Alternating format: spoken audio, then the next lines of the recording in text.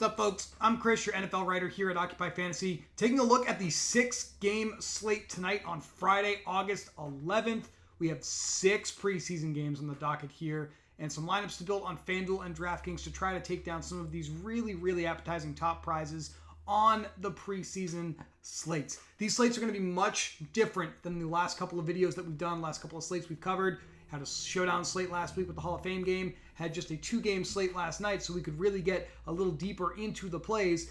Frankly, the stuff that I have for you right now is the best stuff that we have identified to this point in the day. It is about noon on Friday. We will get more information between now and 7 p.m., which is when 5 of the 6 games start to kick off this evening. So it's really important that you are subscribed to our Discord, that you are a member of the website so you can get access to the updated NFL daily plug that we will post by about 5 p.m. Eastern Standard Time tonight. We will update that with any news we get pregame from warm-ups or from reporters that are on the scene releasing updates about who is going to play and who is not going to play this evening. Diving right into it, I'm going to go through each of the position units. I'm going to try to give you our top 5 plays on the board, and I'm going to do them by position. I'm going to start today with the defense that I think is the best one to play. A little bit of a fake out here on the screen. I love the Green Bay Packers tonight. We've seen the line move to the Packers favored by about 4.5 points. Why is the market move towards the Packers? I think there's a couple of factors here. The first is we know the Packers are going to be playing their starting offense a little bit tonight. We're expecting 1 to 2 series for Jordan Love and his top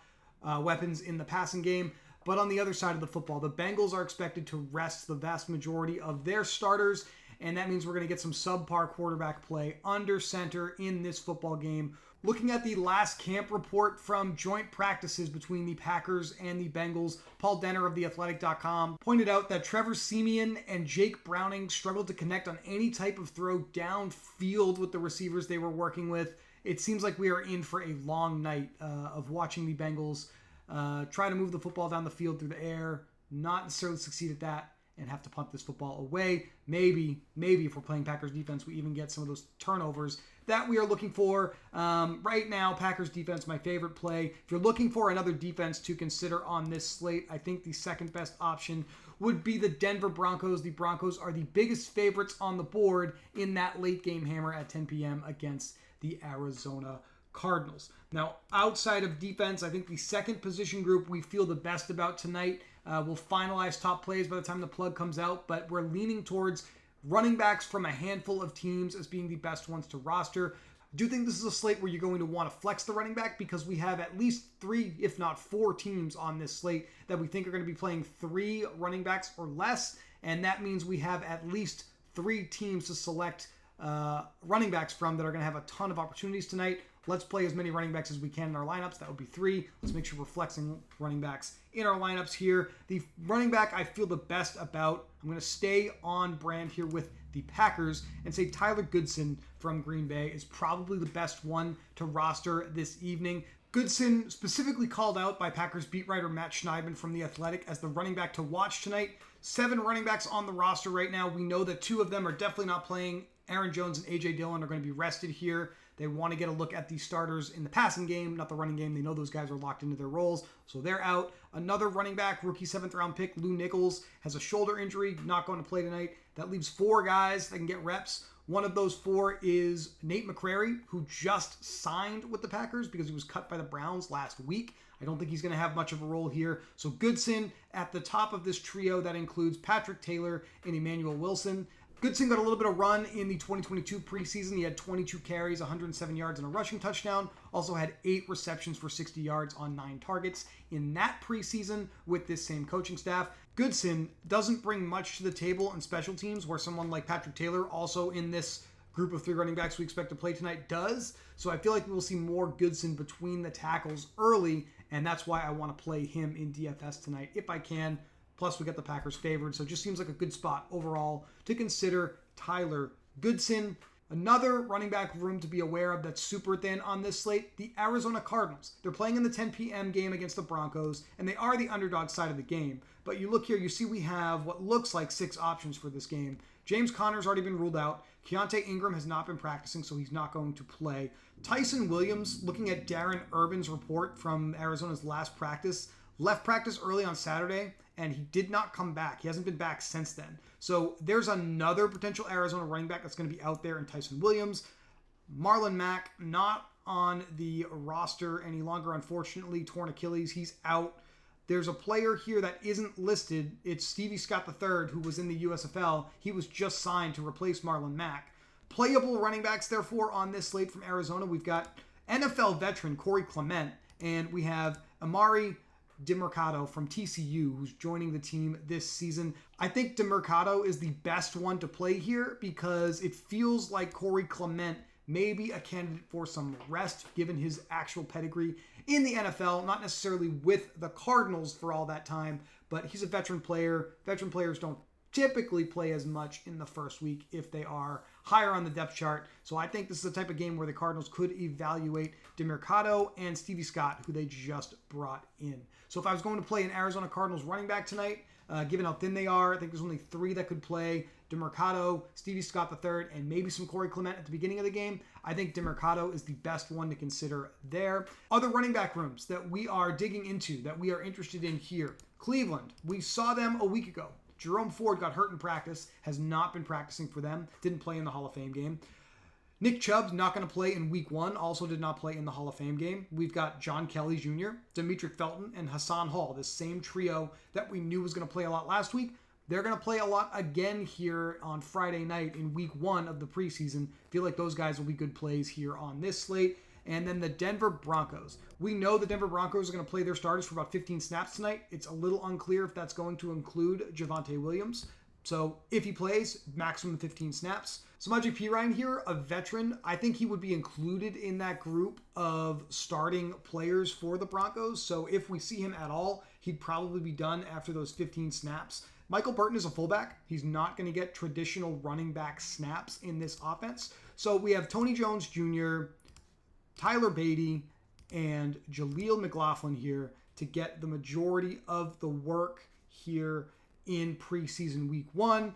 We're still digging into the news to figure out which one we like the best of this trio, but we think those 3 guys are going to be the only Bronco running backs that are going to play tonight. So Denver, another running back room in addition to the Browns who we saw last week. We think a value to exploit on this slate. Do think you want to play 3 running backs tonight. Probably should come from these 4 teams that I just talked about here at the running back position. What we learned last night is that you can take some zeros, you can make some mistakes. You just want to make less mistakes than your opponents in these preseason slates. We had the 2 most popular running backs in the Thursday 2-game slate score a combined 2.5 points. Kevin Harris from the Patriots, Dwayne McBride from the Minnesota Vikings. We definitely want more from our running backs than that, obviously, and I think we will see that happen here. But I just figured this was a nice place to have another one of those tier breaks where I'm going to remind you that I don't feel as good about anything that I'm going to discuss after this point.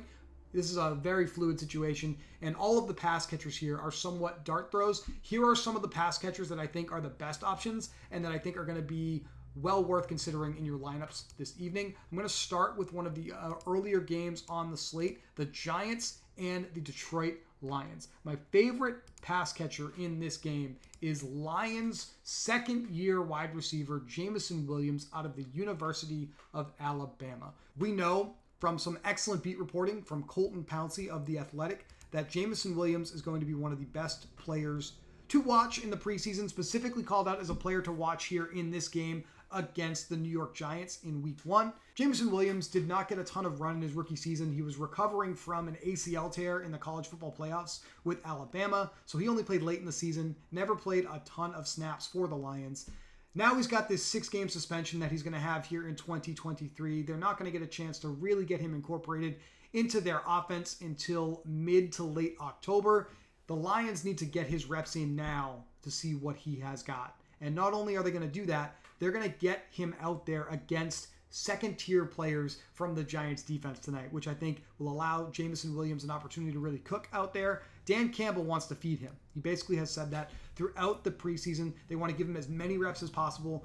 Jameson Williams has a real chance, just from like a big picture perspective, to be quote-unquote the best, most talented wide receiver that's going to play an extensive amount of snaps tonight. To me, that means you want to get him in your DFS lineups because we want that upside of having one of the best raw athletic ability players on the slate in our lineups. So I love Jameson Williams on this slate. I think there's room to consider these Giants wide receivers because I think the Giants are going to play one specific unit far more than the others this evening. I will get more in depth on that when I talk about my favorite quarterback on this slate. But from the New York Giants, my two favorite options, they play with the third unit. It's Colin Johnson and David Sills. These are my two favorite wide receivers from the Giants tonight. I want exposure to this offense. I'm going to insert Colin Johnson as that representative of the New York Giants wide receivers here, and I'm going to talk more about the Giants in a couple of minutes. Now, at the tight end position,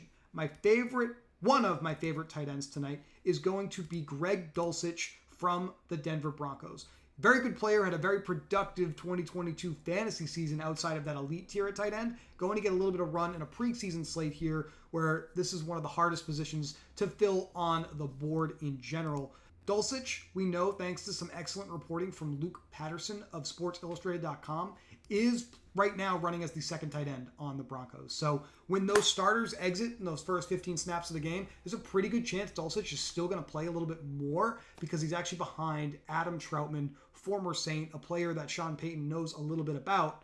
Dulcich has made some great catches in camp over the last couple of days. We've seen what he's done in the past in the NFL, had a pretty good rookie season. So I think he's going to be one of the better tight ends you can consider on this slate for a couple of those reasons. But overall, a pretty disgusting position. And we will have some other options in the daily plug you can consider. That's why it's important that you make sure you subscribe to the website so you get some of those plays tonight.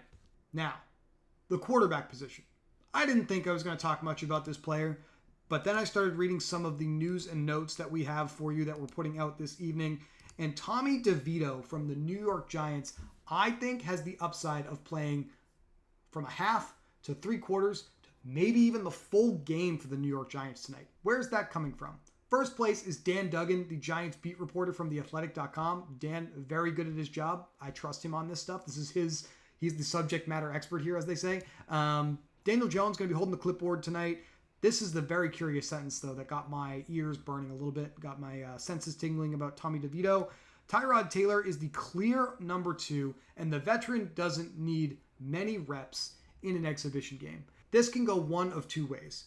Taylor comes out and he gets a few reps, plays a quarter maybe at the most, and then DeVito comes in and plays 3/4.